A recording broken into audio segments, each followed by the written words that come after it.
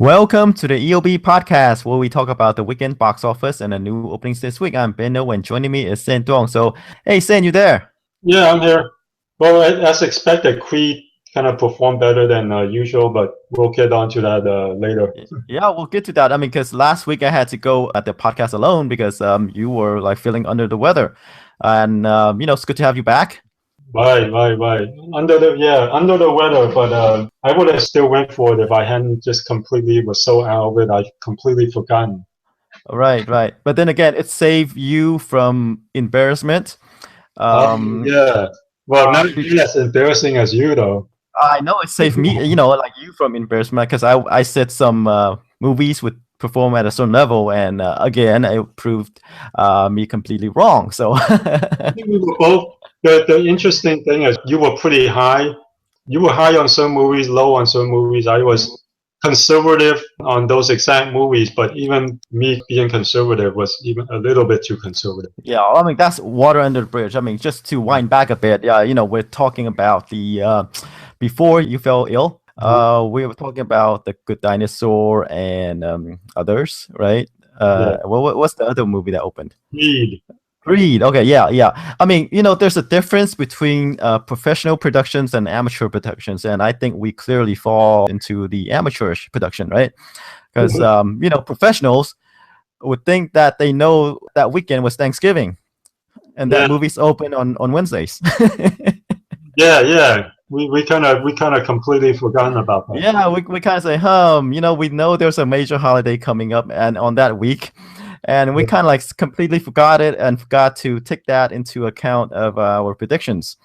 And and as a result, we were completely wrong. But taken in the context of 5-day figures, right? We were off. And then then fast forward to this past weekend when you fell ill, and I had to go it alone, and I make some predictions about Krampus, which was wrong too. But then we'll get to that, okay? But we're back. Right now. I'm glad I didn't get to Krampus because I would have probably been wrong too. Exactly, that's what I mean. You be feeling ill is actually a blessing. You save face. Instead, it's just me. I'm wrong, and you're okay. Okay, how about we jump right in? Okay, let's go with the number one movie the past weekend. It's The Hunger Games: Mockingjay Part 2. You could say that this past weekend was a relatively quiet weekend. Even the number one movie, Hunger Games: Mockingjay Part 2, only pulled in 18.6 million in its third weekend. Yeah, it experienced a huge drop off. I mean, that's what I mean by relatively quiet weekend. Is 64%. Yeah, of all the films in the top 10, it's actually the one with the biggest drop off.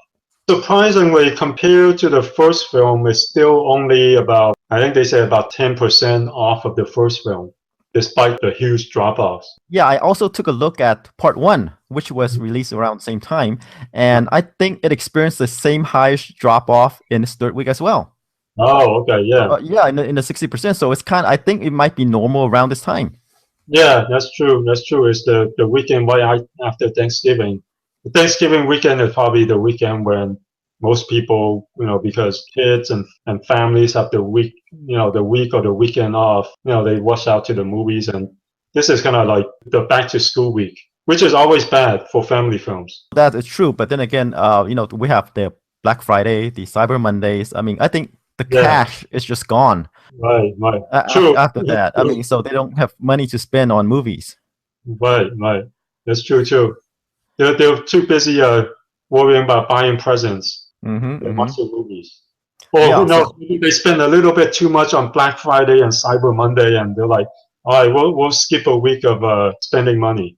Right. So in any case, I think with in Part 2, it's about 31 million off with the same time frame as Part 1. So you could say that there is some I mean the interest have fell off a bit, but it's still doing well. The whole series worldwide, with all the Hunger Game movies, grows 2.8 billion. Yes, despite being probably the lowest grossing of this entire franchise, still doing relatively well. And the decision to break up the final book into 2 movies is paying dividends for Lionsgate right now. And I took a look at the Lionsgate upcoming release schedule, and they don't have anything. Maybe except a Still have Divergent. three. Yeah, Divergent. But I think that series is losing steam as well. Yeah. I think they're all losing steam. Even the Maze Runner have lost steam. With the Divergent and the Maze Runner, both of them were off by 20% from the first film. And it seems like the whole YA franchises have been off lately. It just could be sequel-itis. Yeah, it could be. Yeah. Normally, unless you're the Fast and Furious movies, normally sequels drop off quite a bit, and it's hard to sustain sequels. Yeah, normally. Although compared to previous big franchises, the last film in the series tend to do better. Even the ones where they break them into two, like Twilight and the Harry Potter films. Yeah, but I like to think those are exceptions to the rule. Generally speaking, sequels tend to do less. But in terms of the previous ones where when they decide to split the films in two, those have done. The last film in those series have done better. So there's something about Mockingjay. Maybe it's just because like most people said, the last book, Mockingjay, is actually the weakest in the franchise in terms of the novel, and maybe that could explain something. Or it could just be the whole overall YA series being a little bit tired or worn out by them. Who knows? Well, part 2 is still doing very well, but it just didn't do as well, relatively speaking, to part 1 or the second movie, Catching Fire. Still making money, profitable. Yeah, just not as well. Yeah, but I'm just saying that there's this decline movie to movie. It peaked with Catching Fire, and then it's drop off from there. And it could be, like a franchise fatigue. The thing about YA novels, I mean, I think it's just like case by case basis. Sure, could be. Just throwing stuff out there. Right. Okay. All right. Hope something sticks. Right. Okay. Move on. Okay. Number 2, Krampus. It's odd. I guess not that odd. I mean, it's one of these horror comedies released in Christmas, kind of like Scream, for instance. And it did surprisingly well. It rolled 16 million, which is at a budget of just 15 million. Over the weekend, it did a lot better than probably you and probably I and most people in the industry had predicted. And apparently the director, his previous film was Trick or Treat, which is a horror film released during Halloween that the studio has so little faith in it, they do it direct to video. Who knows, maybe that film did well on video. They gave him another chance, and with Krampus, we surprised people during the weekend. Yeah, I said it would do about 5 million. It's a horror comedy starring Toni Collette. All right, there's no big names in this movie. It doesn't look that appealing, but apparently it does to some people. And I don't think Universal has a lot of faith in this movie too, because like you say, it hired this director who hasn't done anything for a while. Right? I think Michael Dougherty pretty much made a living off writing scripts until he got another break in Krampus. But it kind of overperformed. And I expect this movie to drop huge in the second weekend, like all horror movie does. Yeah. Horror films tend to experience usually, 60-65% drop off.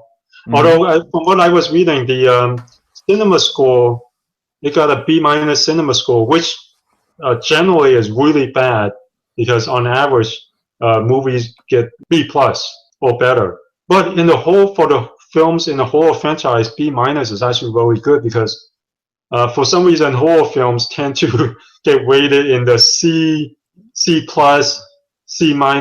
even D range. Krampus actually got a B-, which is actually pretty good for films in the horror genre.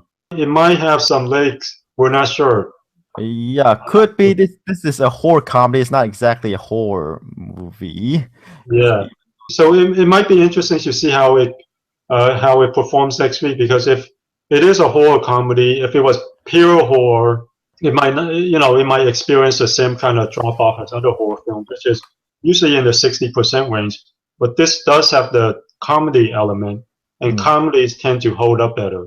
And Krampus, for a horror film / comedy, it was pretty well reviewed, decently well reviewed, 65% on the tomato meter, which is not bad. Which is rare for a horror movie. So this film might have some legs. Yeah, I mean, the thing going for Krampus is that it's not a typical stupid teenager slasher. You have adults and they are like kids, yeah, they're the sons and daughters, right? Tony Collette always adds a little bit of credibility. Right, right. So, it's kind of like Ethan Hawke in Sinister, Yeah, kind of like that. right. So Yeah, you put one of these actors in there, it adds a little bit of credibility to the yeah, film. not your typical stupid teenager, Yeah. movie. All they have to do is just get out of the house and you're fine. All right, so that movie was the surprise of the weekend. All right, let's move on to number 3. Creed, a movie that we both were wrong on. It had a opening of about nearly 30 million. Right. I was more right on it than you because I remember I was talking about all that pre-release buzz and all the pre-reviews, and I said it was going to do 20 to 25, but I said I wouldn't be surprised if it did like 30 or 35. Okay, give yourself a pat on the back. Keep on I'm doing Monday morning quarterbacking. Right. I was saying that hey, it is one of those films that could surprise people last week. Right, and it did. Yeah, and it did. It's just even more surprising, But go ahead. Right, I'm saying, and that 29.6 million opening is the best opening for Rocky movie ever, even though it's a spin-off. Wow, yeah, that's pretty impressive. And at its current pace, it might do as well as some of the well-performing Rocky movies, like Rocky 1 through 4. And this movie is extremely well reviewed, 93% on the tomato meter, a cinema score. I mean, you could say it's not your typical Rocky movie, really. Yeah. Except for the first one. Right. I mean, that's not the typical Rocky movie either. The first one. Yeah. They ratchet up, they turn things up a couple notches in the sequels. Yeah. Rocky became a superhero. Yeah, exactly. So this film might have legs. I think it does. You typically look at the second weekend to see if there's a huge drop off or not. If it doesn't, then that means it can go the distance. And in a relatively quiet weekend, it only experienced a 47.6% drop off. So it held. Yeah, the bigger movies experienced like 60%. Right. With it being so well reviewed and doing well at the box office, and all this good word of mouth, all those talk about Stallone getting a supporting actor and Michael B. Jordan getting a Best Actor nomination might come true. Yeah. Remember, Stallone did win an award for the first Rocky movie. He was nominated for Best Actor, but he didn't win though. He didn't? Oh, maybe did he win a writing award? I think he won Best Director, and maybe I'm not sure if he won Best Screenplay. I remember Raging Bull. I forgot which movie. Not Raging Bull though. It did win Best Picture. He didn't win Best Supporting or Best Actor or Best Supporting Actor. Okay. But the movie won something. So if not the actors, then the movie did. Yeah, it did win something. Okay, let's see. It won Best Picture, Best Director, and Best Film Editing. Okay, yeah. Okay, and Stallone did get nominated for Best Actor. Tila Shire for Best Actress. And yeah, it got nominated and only won 3, but which is pretty good. Yeah. Well, it won 2 of the biggest ones: Best Director, Best Picture. Right. Not bad. And they're gonna dream up a sequel for this one. Yeah, Michael B. Jordan has already said he wants to do a second one. And the hardest thing about this movie, I guess, is Michael B. Jordan buffing up for the role. Is it? He needs to put those muscles on. Yeah, I'm not sure. He's never unclothed, so I'm not sure if he was already buff. I'm sure he worked out a lot and buffed up. Yeah, you remember you say those muscles you need to constantly work out to keep it up. To have those big bulging muscles, biceps. Right. And you need to work out, control your diet to have, to look the part. Right. That's why I skipped that Brad Pitt movie to go to the gym, right? Right. We ended up doing well. Right. And of course, Michael B. Jordan is sort of an in-demand actor right now. So, he might have other things going on besides the Creed sequel. So who knows? We'll see. Yeah, luckily he had Creed. Luckily Creed didn't bomb, because otherwise it would have been like death to his mainstream roles. Because he just had that major bomb called Fantastic Four. I never heard of it. Yeah, so good thing is Creed is another mainstream movie and it's a huge hit, and everybody will forget about Fantastic Four after this. Right, right. I think he has enough cred that he doesn't need the special effects movie. If he Yeah, he has his enough calling card seems credit. to be his calling card seems to be these kind of smallish movies, dramas. Yeah, he's established a foothold in the indie world. The only thing is with these mainstream. Well, I guess Chronicle wasn't. It's kind of a indie movie that became mainstream, I guess. So, Right, right. but anyway, Michael B. Jordan is a A-lister now, officially with Creed. I think he's still in the B level level. B plus A minus. How's that? Right. Okay. Okay. He's getting up there. He's getting up there. Up and comer. Let's say that. Right. Or yeah, actually he's here, but he just haven't Yeah. reached. I think he just haven't reached that A level yet. He hasn't reached the Will Smith status yet. Yeah, yeah. Then that's your official A-lister. Yeah. No, he might be after a couple more. Right, right. You need to build that resume first. Yeah. Should we move on to number 4? A movie that's unlike Creed, that's not holding up as well, surprisingly, is the Pixar movie The Good Dinosaur. It only made $15.5 million over the weekend, a drop off of 60%, which is really high for a Pixar movie. Their films tend to hold up a lot better, and after 2 weeks in release, it's only made $76 million. On average, most Pixar films make it in a weekend.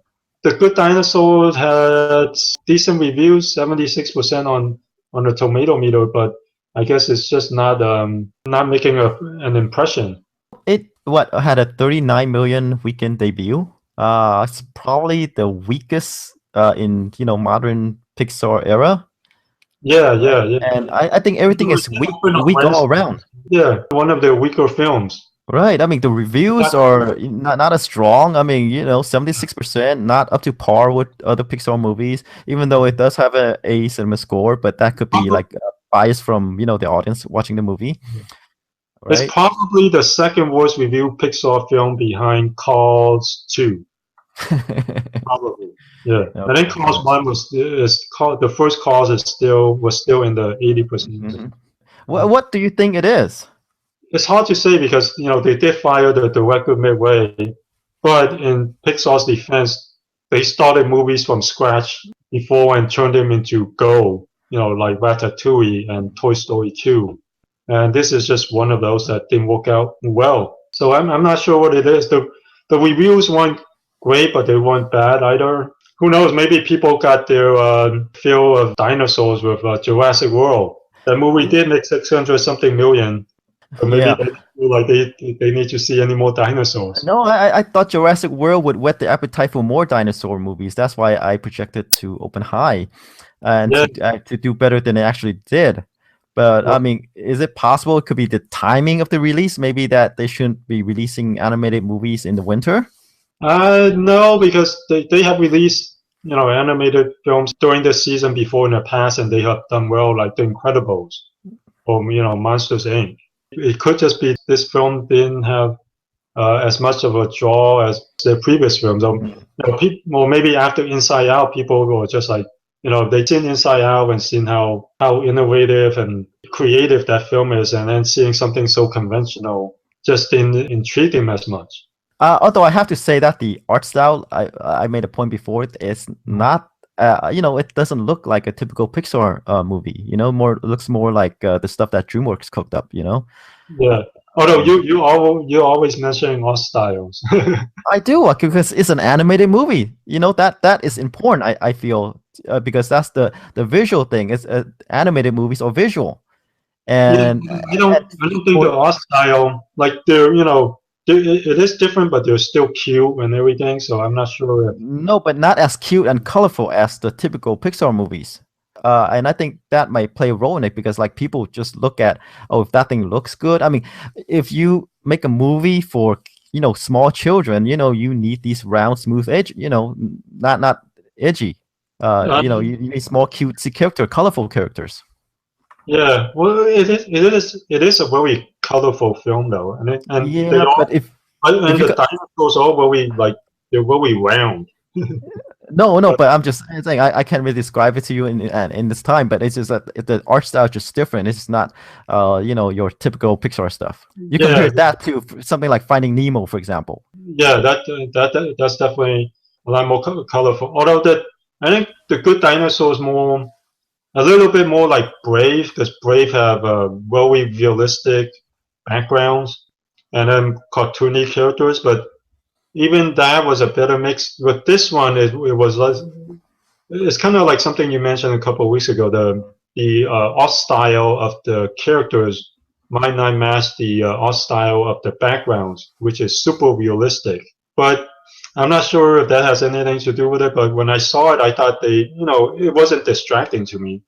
I did notice the backgrounds were really well done. It's one of those films where the trees in the backgrounds, the leaves are moving. It didn't look dead. Like most in some films, the backgrounds they just pick the background in, and so you don't see the leaves moving, you don't see the wind blowing the grass. But this one you do see like all these little details, like even the blades of grass are being blown by the wind, and every tree, the leaves are in motion. But maybe the story is just a little bit too conventional, and maybe it's just something that we've seen before, like the Lion King or a myriad of other films where it's kind of a father-son story. Could be, but I still say the art style plays a lot into the box office take.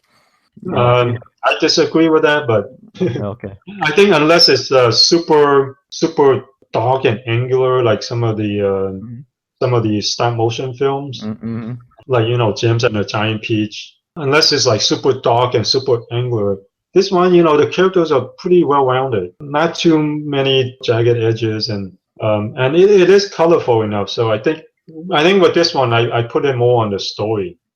Maybe. But like you said, it could be the art style too. Hey, let's go what we always do. It could be both. It could be both, or it could not be both. We could both be wrong, or we could both be right. Right. We couldn't both be wrong. But anyway, it could be both. It's just a little bit of everything. I think everything is lacking, I feel. Even with the expectation, right? I mean, when I first heard about the movie, I thought it would focus on, humans and dinosaurs. Instead this is more like dinosaurs, and then they have a pet human. Yeah, well, I did like that inversion though, because it did add something interesting to the story. But what I feel like is it didn't go enough in that direction, because like most films, like How to Train Your Dragon is the boy and his dragon. This one is the dinosaur and his, it's the inverse of that, and his pet human. But I feel like it didn't go deeper into that inversion, reversal of relationship.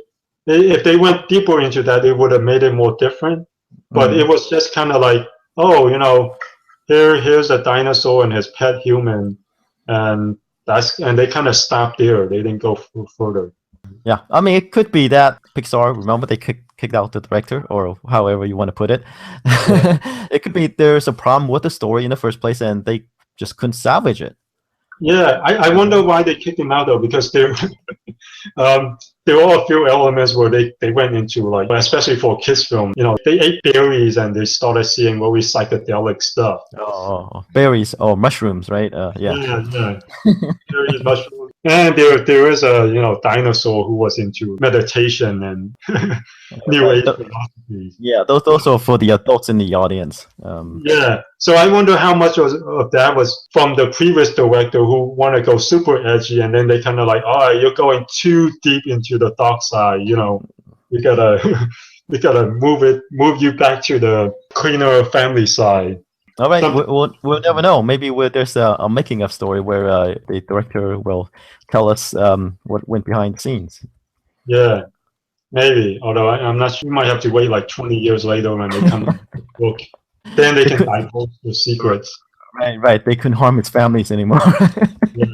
Or maybe by then those directors, they probably make the directors sign confidentiality agreements anyway, so they probably can never talk about it. Right. We'll never know. All right, number 5, Spectre, the James Bond movie. It pulled in 5.4 million. Again, a high drop off, 57.9%. And in its fifth week, it made $184 domestic. Oh, no, 184 million, excuse me, Yeah. domestic. And let's see, the worldwide figure is at 792 million. It's definitely slowing down a lot, and compared to Skyfall, it underperformed. But Skyfall is kind of an anomaly. Yes, it's the outlier of the series, Yeah. of at least in the Daniel Craig movies. Like, if you take out Skyfall, it's the highest grossing Bond movie. I mean, Daniel Craig's James Bond movies. Exactly. Yeah. So when you take out Skyfall, it's way overperforming. But following Skyfall is kind of disappointing. And if you wrap both of them up, it still did pretty well. Right. I mean, the budget is probably the highest of the James Bond movies so far, 245 officially. It might cost more. But it's made nearly 800 million worldwide, so yes, they're making money. Yes. And Craig has one more Bond movie to go. He could sign on for more. Who knows? We'll see how it goes. He'll probably do another one. 800 million is still a lot of money. He still has a contract for one more. So after that, they'll probably have to pay him Robert Downey Jr. money to keep him. Right. Okay, let's move on to number 6. The Night Before, the Seth Rogen holiday comedy. It made nearly 5 million over the weekend. Experienced a relatively small drop-off, 41%.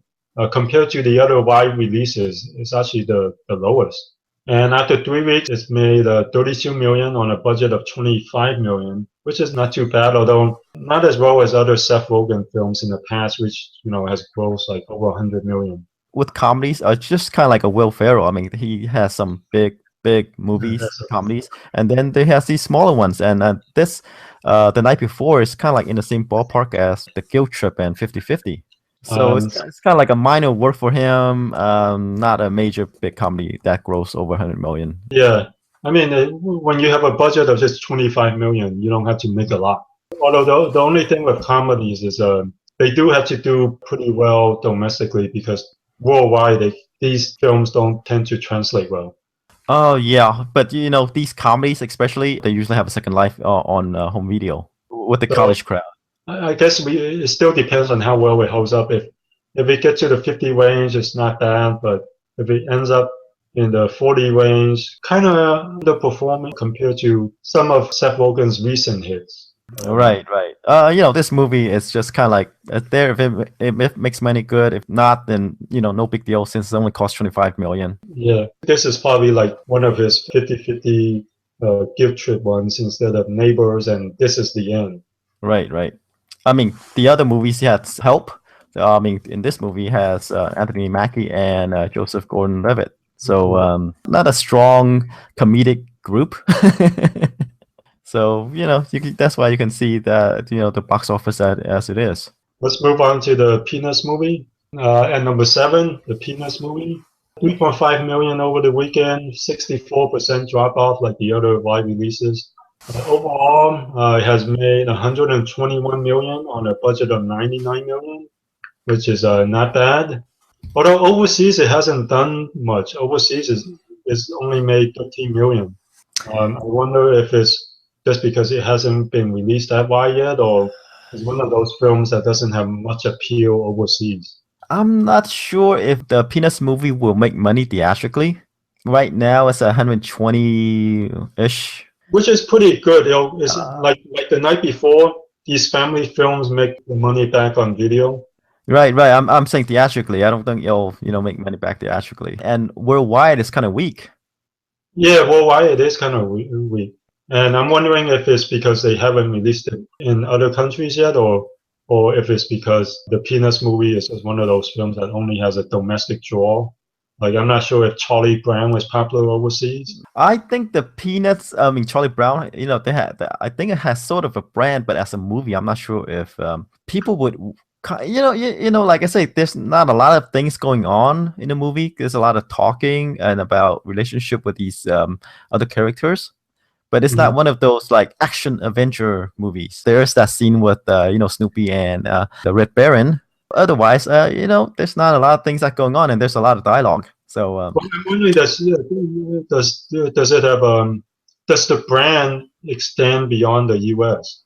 And if it extends beyond the U.S., then it's more like then it has a shot at least. mhm, But if Peanuts isn't popular, it's mostly a U.S. thing, then right. hey, you know what? This might be as good as it gets, and if it's as good as it gets, then you'll have to make back its money on video. Right, right. It's kind of like the Hello Kitty, Hmm. has a huge worldwide presence, but I'm not sure if the movie will do well. It's kind of like that.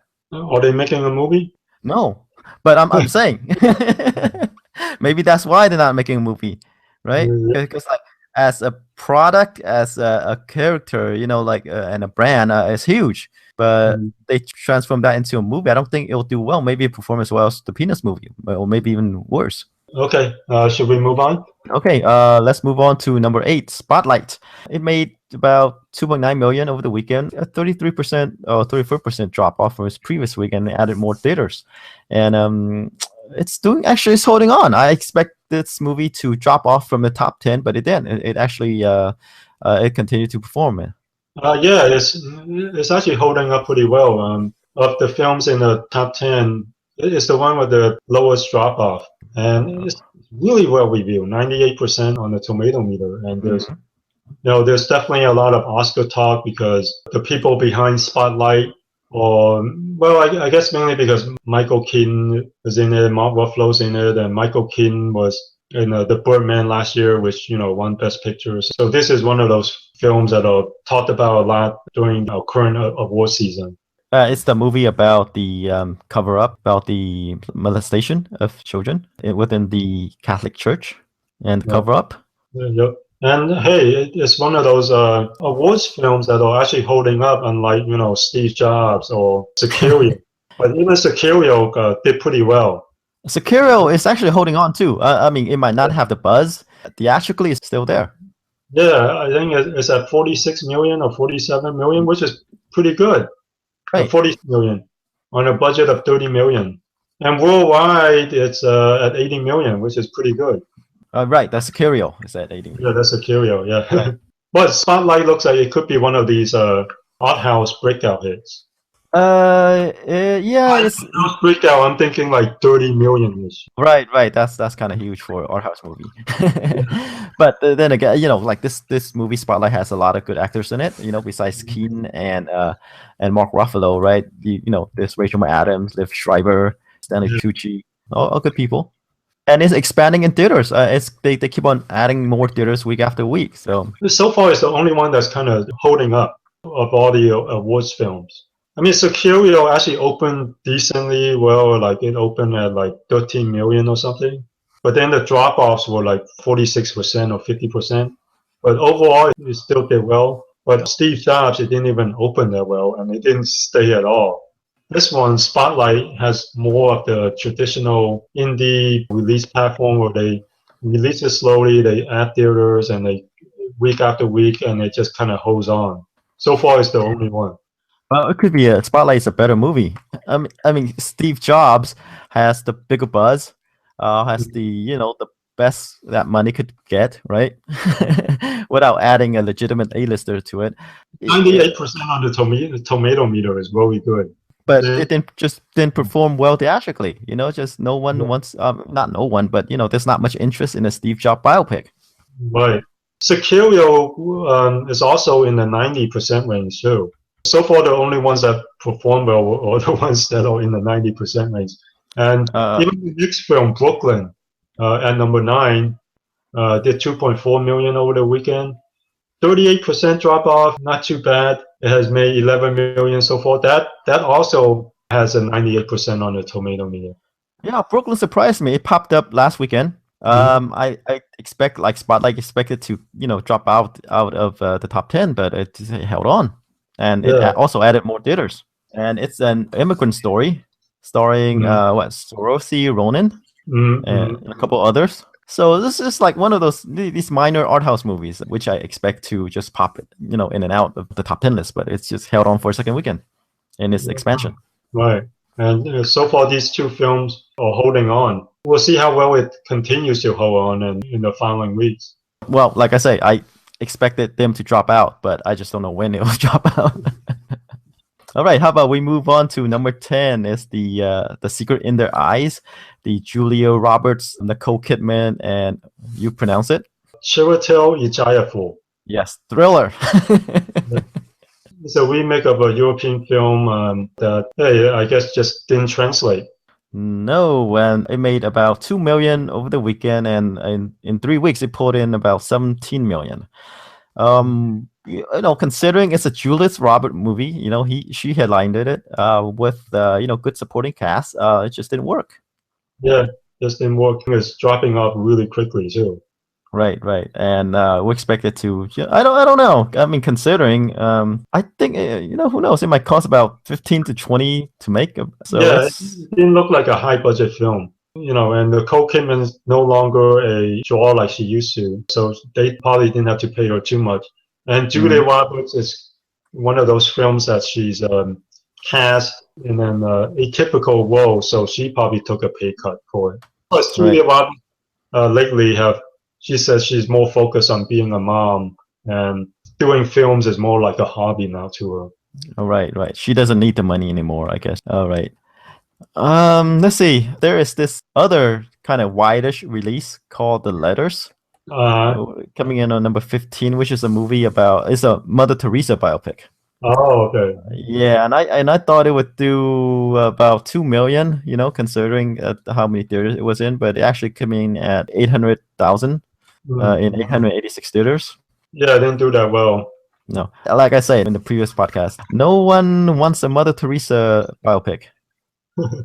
And if they, do, they probably want to watch a more drawn out series, like on TV where they can go over like, a couple other episodes to get, details. Yeah, exactly.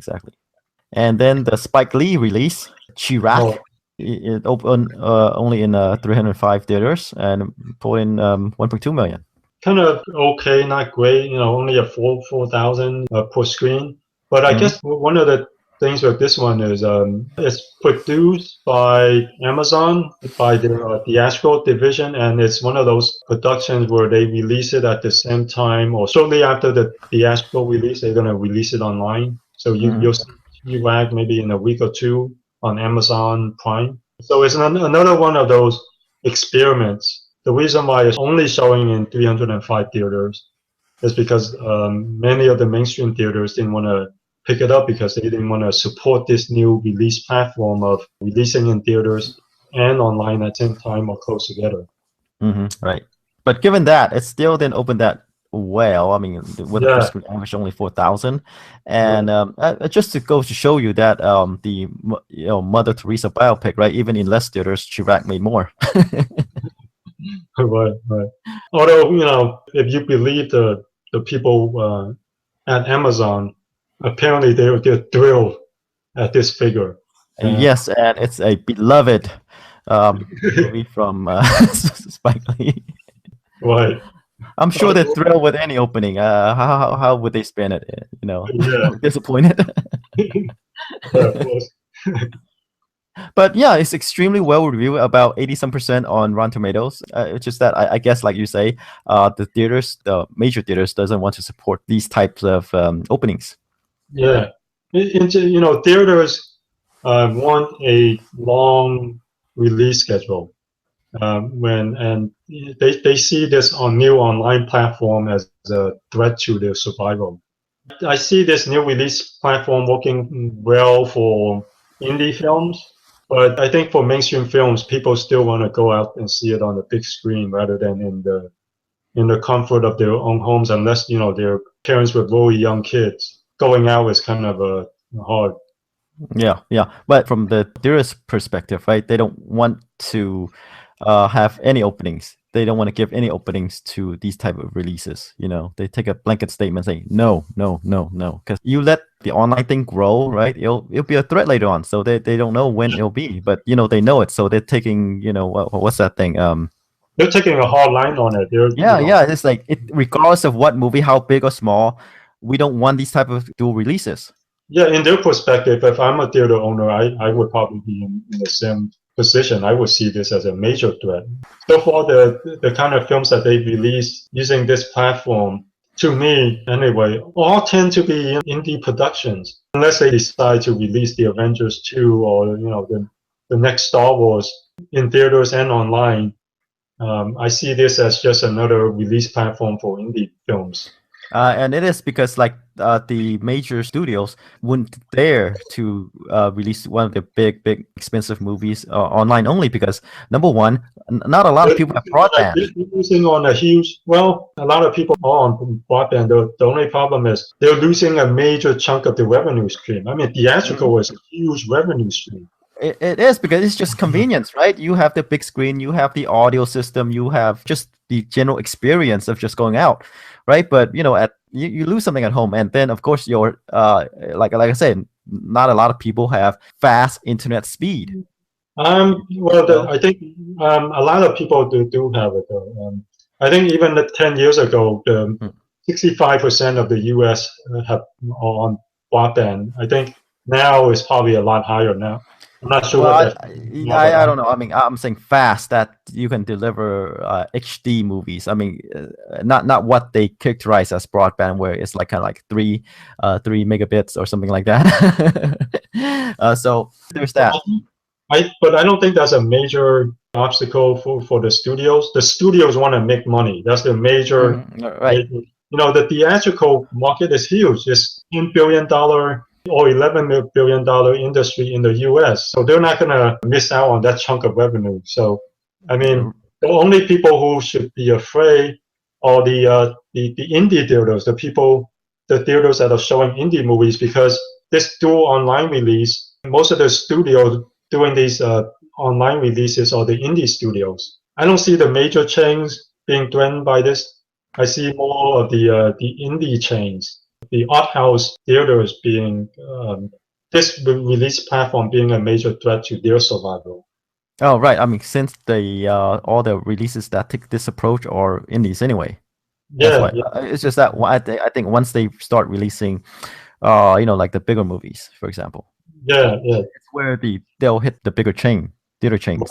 Right. But we're not there yet because of the theater chains taking a hardline stance against these kind of release strategies. We're not there yet, and I don't think we will be there, mainly because there's too much money to be made. All right, yeah, something that we might revisit later, but that's it for now. Okay, how about we move on to the new releases this weekend? We have 2 in the Heart of the Sea and Legend. In the Heart of the Sea is the Moby Dick movie adaptation directed by Ron Howard, and it stars Chris Hemsworth, Cillian Murphy, Ben Whishaw, Brendan Gleeson. So you're gonna say kind of like a British-Australian cast. Very good cast and very good director, but are people ready for a Moby Dick movie? Well, that's why they call it In the Heart of the Sea. They didn't specifically say Moby Dick. They kind of disguise this fact that saying, oh, it's a kind of like a monster movie, a special effects movie, and it's not Moby Dick. Although I think in terms of brand, I think if they call it Moby Dick, they probably could. It's a way better title than In the Heart of the Sea. I mean, like in terms of drawing audiences, people looking at this title are probably going, "What?" Well, they're thinking about long terms. When you search on, like home video or something like that, Moby Dick will turn up a lot of titles. This one, is something specific to them, and they can probably, register it in some way to protect, their brand. Yeah, although I wonder why they didn't call it Moby Dick. I wonder if it's because they didn't have the rights, or. I think it's too. I don't think they can call it Moby Dick. I mean, they could, but I don't think they can get a trademark on it or something, whatever they used to do, right? In that case, you don't think they were able to get the rights? No, I'm saying it's like Warner Brothers made this movie, right? Universal could make a movie called Moby Dick. The title's already in the public domain, so they couldn't differentiate with other Moby Dicks. I don't think that's a problem, though. Like if you're making a movie about Superman, you would rather call it Superman than. I know, but because Moby Dick has a major brand. If you call it Moby Dick, everyone knows what it is. But if you say In the Heart of the Sea, people will be like, okay, is this, No, what I'm saying is, if Warner Brothers made a Superman movie and they call it Superman, and if Universal made a movie and they call it Superman, then there's confusion there. They want to differentiate because right now, right, Warner Brothers has the rights to make all Superman movies and call it Superman. That's why they call this Moby Dick movie In the Heart of the Sea. Well, I disagree. I think if they could call it Moby Dick, they would. Just like if you could call your movie Superman and you're making a Superman movie, you would rather call it Superman, unless someone already has the rights to call it Superman. And that's what happened. Warner Brothers has the right to call it Superman. So in this case, maybe they didn't have the rights to call it Moby Dick. It's possible. It's possible. I think someone might have already registered the name. Yeah, that's what I meant. If someone already registered the name, maybe they just don't have the rights. Okay. I think we're spending too much time on this. Okay. All right. What do you think? It's the Ron Howard and Chris Hemsworth in their last film together about the Always a movie Watch. In terms of box office, it didn't do very well, but it was very well reviewed. They did make a good movie together. Just the film just wasn't mainstream enough. Making a movie about Moby Dick. What do you think? Do you think this has a wider appeal than car racing? It does have a wider appeal. I mean, Rush didn't do that well. Let me see. Yeah. Rush made about 26 million lifetime domestically. Worldwide, it's 90 million. Yeah, that's what I mean. That's why I said in the U.S. it didn't have much of a mainstream appeal. So I'm just wondering if In the Heart of the Sea, does this have a wider appeal than car racing? I think so. This is a special effects movie. If you take out the whale, I mean, if it's a whale, it's like a creature movie too. One of those monster movies. Right, and that also is an appeal. Yeah, that in its appeal. On the other hand, it has, like I say, a kind of a British cast. I think Hemsworth is Australian. I'm not sure, but that. He's Thor, so right, his Thor. But then again, like he doesn't really open movies that are outside of his Thor movies. Other than Thor, he doesn't really open movies. Like remember Black Hat? It made 7 million here. Yeah, so he's not exactly a draw outside of the comic book movies. Right. This movie, I think, is kind of similar to, I think, sort of like Master and Commander, that Russell Crowe movie that also takes place in the sea. And I think it's going to be open similar in a similar ballpark, about 25 to 30. Yeah, Master and Commander eventually end up making over like 100 million or so. I think if this one did as well, they would consider it a success. But I'm wondering. Whoa, I don't know about that because like it has water, it has this whale. Yeah, so I'm wondering how. It has rain. Yeah, I'm wondering what's the budget on this though. It looks expensive.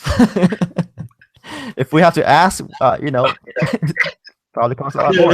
Anything involving water is expensive. So probably 100 million, you would think. 100 million? I go up to more, maybe 150. You're going up to 150? I think it costs about 150 million. Oh, okay. I'm hearing this weird echo. Oh, okay. If it costs 150 million, it's gonna have to do at least 50 million this weekend. Which I probably won't do. Let me see on Wikipedia. Wikipedia has the budget at Wikipedia has the budget at 90 to 100 million, and that's from Variety, so that's pretty reliable. And the Hollywood Reporter. So both of them pegged the budget at 90 to 100 million. At that budget, 25 to 30 million is it would have to do in a 25 to 30 million to make back its money domestically. What number are you throwing out?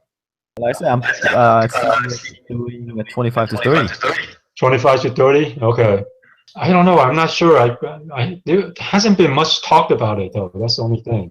On Rotten Tomatoes, the reviews are not as good as Rush, but it is a different kind of movie.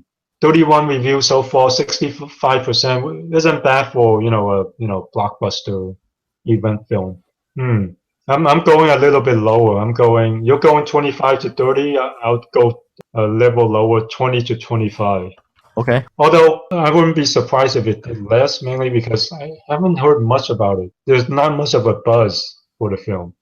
especially with the names involved, Ron Howard, Chris Hemsworth, you would think that there would be a little bit more buzz and a little bit more excitement going into it, but haven't heard much. Well, I think they're counting on spillovers from Star Wars next week. They line up for Star Wars. They couldn't get in. They could go to watch another special effects movie in the heart of the sea. Um, yeah, I'm not sure. Could be, but although if I'm opening a film, I would be more afraid that Star Wars will suck up the the audience members. I know, but it's gonna do it in any case, right? It has one weekend, Make an make its money. impression. So yeah, If exactly. it makes a good impression, then hey, it might get some of the spillover. Wow, I'm surprised that Star Wars will be opening in another week. Yeah. I'm not sure if it'll break any records, but I think it'll do well. No, it seems like all the trades are expecting record-breaking numbers, like 600 million worldwide. And most of these people aren't people who are box office analysts. These people tend to be your columnists who are mostly covering movies, but not specifically covering numbers. And they're kind of all buying into the pre-release hype. Yeah, they're swept up in the hype. Like I think everyone would get a sense that kind of like they know they might not do as well, but from what Yeah. they're hearing, I say, oh my God, this thing is gonna be the biggest movie ever. Yeah, and they don't realize that, hey, the first episode one, it set some records, but it wasn't like the biggest opening of all time. And films that are released in this period tend to not break box office records. Even, Avatar and Titanic, they made their money slowly, week after week, instead of, mostly focus on the first weekend. Who knows, eventually this movie might break records, but probably not opening weekend number records. It doesn't matter. George Lucas set The the bar. path for these movies. They're gonna release it here, and 10 years from now, they're gonna re-release it with minor edits. Gonna do it again and again. So, like you say, they're gonna make the money slowly. Okay, Oh, let's move on to Legend. Legend. It stars Tom Hardy and Mhm. Emily Browning. Yes, Tom Hardy plays two characters. It's a crime drama thriller about brothers who kind of became a mob legend in London. It is in a kind of role that you can sell Tom Hardy and. Okay. Wait. Before you say anything, okay? This movie is expanding. It opened in November, late November, to the first weekend in 4 theaters. Per theater average is 21K. And then second weekend, it expanded more, and the drop off is kind of like 7K. And the past Oh, weekend expanded into more theaters, like 61 theaters, and the per theater average is about 4K. So this is the time where oh, is that- fourth week it expanded to wide. yeah, so that's not where they want to be. So with that kind of drop off, I don't see it making big numbers. Probably 5 million. What are you thinking? Less? More? Yeah, I think it's gonna be under 5. Yeah, it could be under 5. It's not holding up even on limited theaters. So Yeah, let's do 2. I'll say 2. yeah, I might have to I think you're right on this one. I think I'm overestimating based on but based on its current numbers, yeah, I think you're probably right. There's a couple of million. Yeah, I always think this accent barrier. Legend, they have this British accent. I think there's a barrier to that, and judging by the way the movie is falling from week to week, even though it expanded, it's not building up any momentum at all. Right. How are the reviews? 60% barely fresh, so it's not legendary. No, it's not. It's not. It's just I think one of those. I don't know, when you have a character playing two roles, that's always kind of dicey. And in this role, for one of the brothers, he stuffed something in his mouth. So he So played both brothers? yeah, he played both brothers, and for one of the brother, he's played the typical Tom Hardy good-looking guy role, and the other one he's played this kind of the one where he stuffed things in his mouth to Yeah. differentiate. And wears glasses. Yeah, wear glasses and just look silly. Although that premise is actually kind of interesting, but like a lot of movies, I've seen too many Jean-Claude Van Damme movies where he plays twins. But Jean-Claude Van Damme is no Tom Hardy as an actor. Hey, I mean, Jean-Claude Van Damme, could do things that Tom Hardy couldn't do. True. Also Yeah. true. Right. So I'm not. Yeah, let's not knock the man. Unlike Tom Hardy, Jean-Claude Van Damme is a legend. You might say legendary. Okay. Yeah, his split is Yeah, legendary. legendary. Yeah. So you're going too, right? For legend. Yeah. I'm going there too. After looking at the numbers, I didn't see the numbers. Good thing that you Oh, brought it. right. I thought I'm trying to stop you from embarrassing yourself, Yeah. like what I did last weekend. Yeah. So we're in the heart of the sea. I'm kind of lowish. You're kind of on the mark on it. So we'll see if it performs up to what the studio is expecting. Based on the lack of buzz, I wouldn't be surprised if it underperforms. Look, they threw these movies a week before Star Wars. Yeah. So What could they expect? at least they didn't release it last week. If they released it last week, then you know that they really have no faith in it. Before Star Wars, we have In the Heart of the Sea. And legend. And I guess that's all we can say about that. Before Star Wars. Or other movies in theaters. Yeah, so see you guys next week. We'll see how big Star Wars is. Okay. So that's it for this week. We'll come back and I guess we'll talk Star Wars. All right, see you guys next week.